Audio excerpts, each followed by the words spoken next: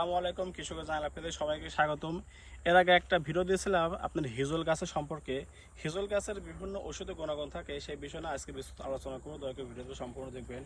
আমার পাশে দেখেন একটা হিজল গাছ। হিজল গাছের ফুল ফোটার পরে একটা একটা ধরনের ফল বের হয়। এই যে হিজল গাছ দেখতে পাচ্ছেন, এগুলো কিন্তু আপনার ফুল, এই ফুলগুলো ফুটে বের হয়ে আপনার একটা ফল সৃষ্টি হবে। সেই ফলটা কী কাজ ব্যবহার হয়?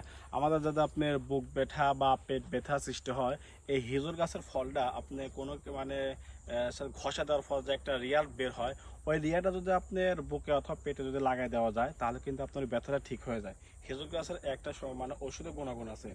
এবং হিজল গাছ আপনি দেখতে আপনার অনেকটা সুন্দর আকারে, এবং হিজল গাছের ফুলের অনেক সুন্দর ঘ্রাণ আছে, এর আগেও বলেছি।